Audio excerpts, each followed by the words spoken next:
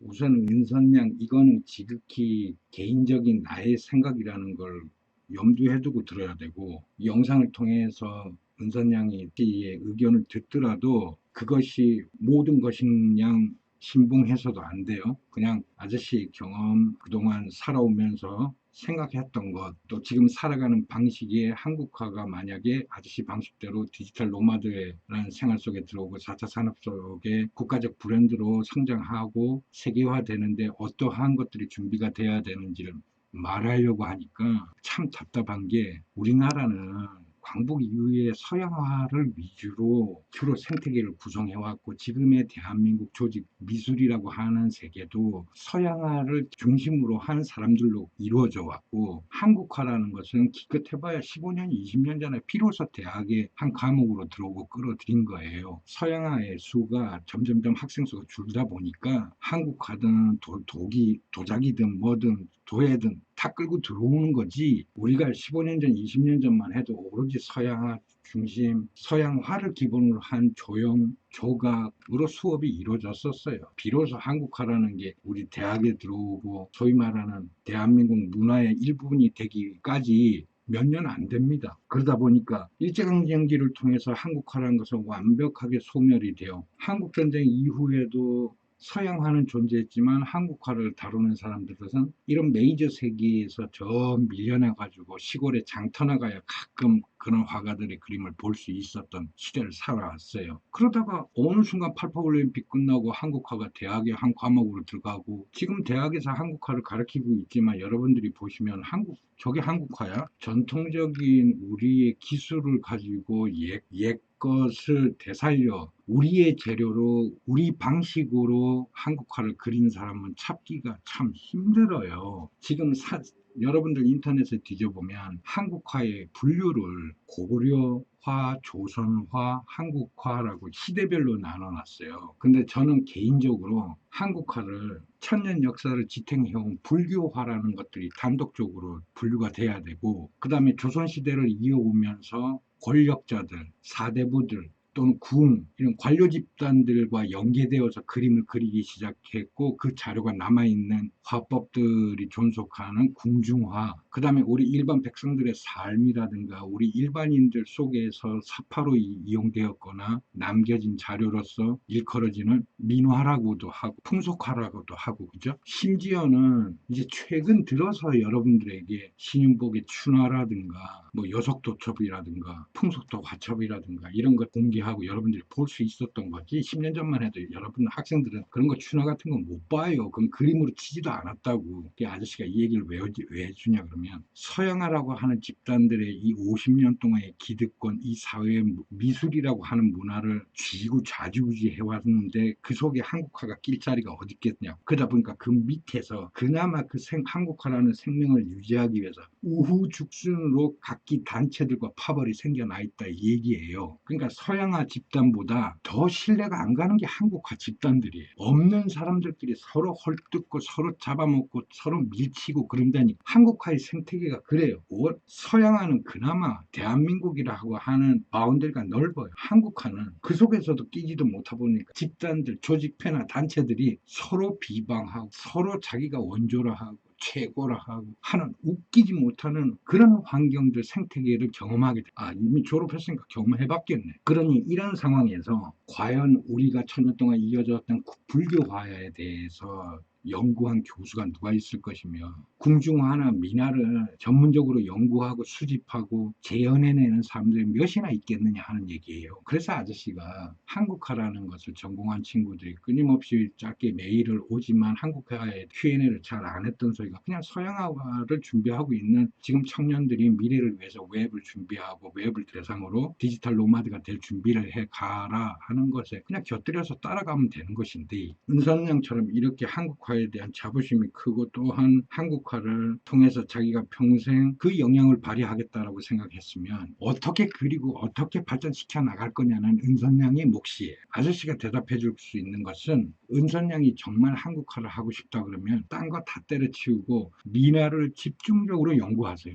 한국화의 조상들, 선배들이 민화 속에 어떻게 발전이 되어 왔는지가 더 많은 아이덴티티를 깨워줄 거예요. 궁중화가나 유명한 궁중화가나 이런 불교화 같은 경우에는 옛 것을 그대로 보존하는 게 맞는 것이고, 민화를 응용해서 지금의 현대화랑 묶는다든가 아니면 응용한다든가 할 수 있는 계제가 굉장히 많아요.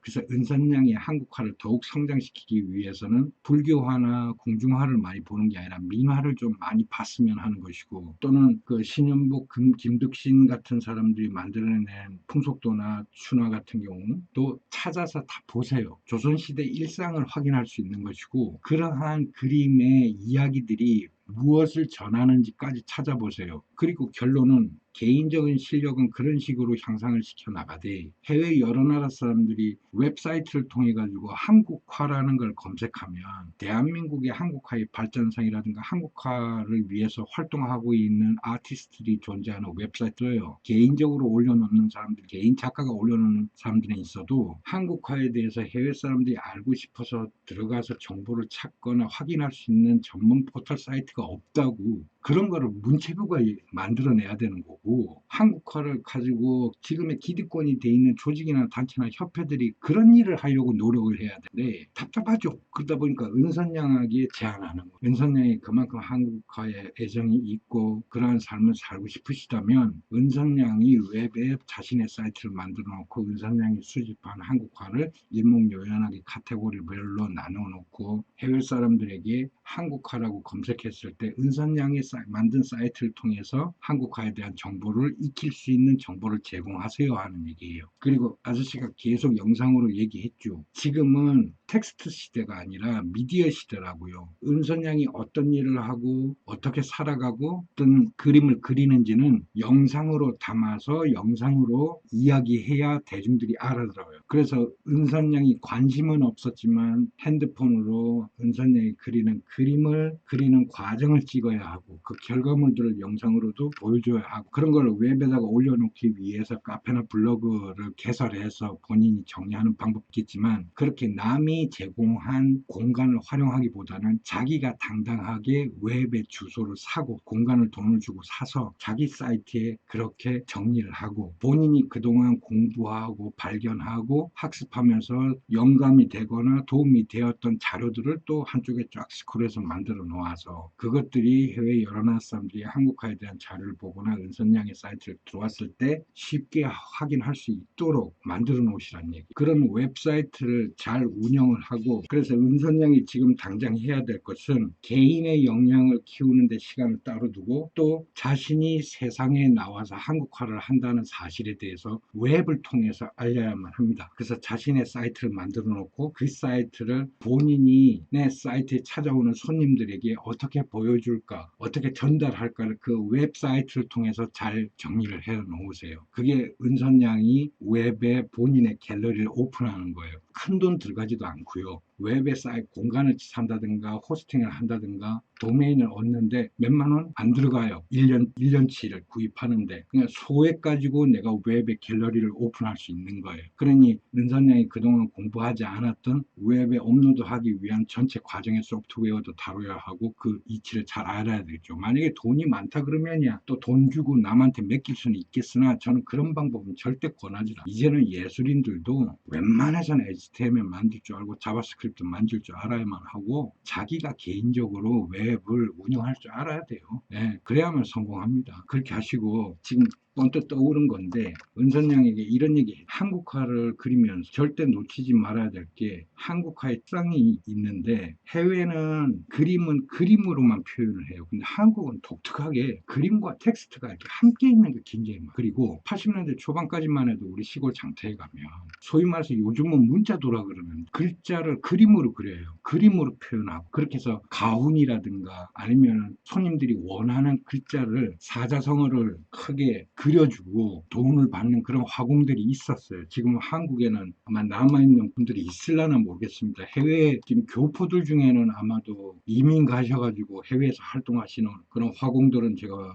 한두 번 웹을 통해서 본 적이 있는데 한국에는 없어요. 그래서 문자도라는 걸 검색하시면서 문자도를 검색하시면 옛날 것만 나오고, 근데 붓을 개조해서 각가지 색깔을 가지고 단번에 그림으로써 내가 표현하고자 하는 사자성어라든가 가운데를 그려주던 그 화공들이 있었어요. 그걸 좀 자료를 수집하시고 연습하시고, 그거는 실제로 지금도 우리 민중들에게 가장 쉽게 접근할 수 있는 우리 한국적 요소들이거든요. 그거는 그래서 우리 한국의 민화 중에 대표적인 그림과 텍스트가 함께 되는 그런 그림도 관심을 가지고 한번 집중적으로 찾아보시고, 민화에 사용했던 색감이라든가 이런 것도 이제는 좀 4차 산업시대에 맞게 좀 개발할 필요가 있어요. 지금 서양화나 그림을 그리는 사람들은 화학적 요소가 들어간 물감들을 쓰고 재료들을 써요. 근데 우리 대한민국에서는 오랜 조상님들은 자연에서 나온 재료들을 활용해서 물감들을 만들고 했었거든요. 그걸 좀 체계적으로 정리를 하고 자연에서 나온 재료들을 사용해서 물감들의 선명도라든가 색도를 좀 개발해서 친환경적으로 만들므로 해서 세계 최초로 세계 환경기구에 인증되는 그런 물감들도 한번 만들어 보시는 게 어떤가. 그러니까 한국화를 하는 우리 친구들이 해야 될 일이 굉장히 많아요. 기존의 기성인들, 이미 기득권이 돼 있는 조직들이나 단체들이 기댈 필요도 없고, 지금은 혼자 얼마든지 성장할 수 있는 환경이 되었기 때문에 은선양 아저씨가 얘기한 대로 첫 번째는 웹을 기반으로 본인의 사이트를 만들어 놓고 그 사이트를 통해서 은선양이 표현하고자 대중들에게 말하고자 하는 것들을 자료든 자기의 작업 내용이든 싹 다 정리해서 올려라. 그리고 본인이 하는 한국화 말고도 우리의 민화라든가 문자도에 대해서 관심을 가지고 한번 자료를 수집하고 직접 실행해보고 봐라. 대중들과 만나 하는 하나의 행위이고, 음악도 만들면 대중들에게 발표하고 영화도 만들면 대중들에게 발표하는데, 그림은 만들면 돈 있는 놈들만 보라고 갤러리에 대중들에게 발표를 안 해요. 그것도 아저씨는 이해가 안 가는 거거든. 그러니 은선양은 한국화를 통해서 본인이 그린 그림을 대중들에게 발표하기 위해서도 한번 그려보고, 대중들에게 쉽게 접근하기 위해서 본인이 잘하는 한국화 이외에 하기 싫은 문자도라든가 이런 것에 관심을 가지고 기술을 익혀서 대중들에게 쉽게 본인의 사인도 문자도로 그려줘. 그렇게 해서 한국화는 개선해야 될 일도 많고 중심을 잡고 조직을 만들고 단체를 키워나가야 될 지금 상황도 필요하고, 웹에 대한민국을 표현하는 포털 사이트도 필요하고, 많은 것이 한국화는 기반 자체가 없어요. 기존의 조직이나 미술협회나 이런 데서는 한국화 그림을 치지도 않고요. 지금 하는 한국화의 실력 가지고 세계에 내놓으면 그게 중국 건지 일본 건지 구분이나 가요? 한국이라는 색깔이 어디 있어요? 없어진 지 오랜데. 그러니 우리 것을 먼저 찾는 게 우선이죠. 아시겠죠, 은사님? 이번 주는 여기까지 하겠습니다. 지금까지 홍 수장이었습니다.